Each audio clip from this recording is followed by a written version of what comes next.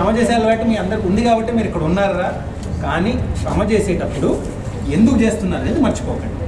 ఈ సమాజానికి ఇది చేస్తానని రోజు రోజు మనసును గుర్తుపెట్టుకోండి. ఇప్పుడు నువ్వు పరిగెత్తేటప్పుడు కింద పడితే ఏం చేయాలి? అలా చేసిన వాడికి ఇంకేమన్నా ఆపగలగదా? నేను ఎనీవన్ స్టాప్ యూ చెప్పండి. చుట్టూరు కొన్ని మంది వచ్చి నువ్వు అమ్మాయి నీతో అవ్వదు, నువ్వు సేఫ్ ఉద్యోగం తీసుకో, నువ్వు ఇక్కడ బ్యాంక్ ఉద్యోగం రాయి, నువ్వు ఇక్కడ చిన్న ఉద్యోగం తీసుకో, కిరాణా కొట్టు పెట్టుకో, పెళ్లి చేసుకో, నీకు పెద్ద పదవులు ఎందుకు, నీతో ఎలా అవుతుంది, సిటీ వాళ్ళకే ఆ ఉద్యోగాలు, ఇంగ్లీష్ మాట్లాడడం రాదు నీకు, ఇవన్నీ మాట్లాడే వాళ్ళకి మనం ఏం చెప్తాం? నీ జీవితం నువ్వు చూసుకోరా, నా జీవితం నేను చూసుకుంటామని చెప్తా కదా. చేస్తారు కదా. వెనక పడతారా ఎవరన్నా? పాటిస్తారా? బెస్ట్ లక్ రా. మీరు ఎంత ఎదిగితే అంత సంతోషం రా. మాకు మీకు కావాల్సిందంటే మీ ప్రిన్సిపల్ గారు అన్న ముందు నుంచి మీ అండగా ఉన్నారా? 10 సార్లు అన్న చెప్పుంటాడు, సమయం లేక రాలేపోయా, రావాలి సార్ మీరు, రావాలి సార్ మీరు, రావాలి సార్ మీరు. కంప్యూటర్లు పెట్టింది మీ అన్న, ప్రిన్సిపల్ గారితో మాట్లాడి ఇవన్నీ సౌకర్యాలు తెచ్చింది మీ అన్న. నిజంగా ఒక అన్నలాగా ఉన్నాడు రా మీతో.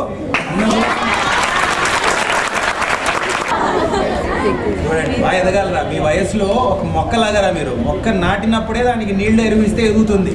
వయసు గడిచిన తర్వాత అది సన్నగా చెట్టు అయిన తర్వాత ఎంత వేసినా ఎదగదు. మీ వయసు అలాంటిది. ఇప్పుడే మీరు చూసుకోవాల్సింది కొంచెం ఎక్సర్సైజ్, కొంచెం ఫుడ్, అవి కూడా ఇంపార్టెంట్. చదువుతో సహా మేనేజ్ చేసుకోండి. ఇంకేం కావాలరా మనకి ఇక్కడ? Any other requirement?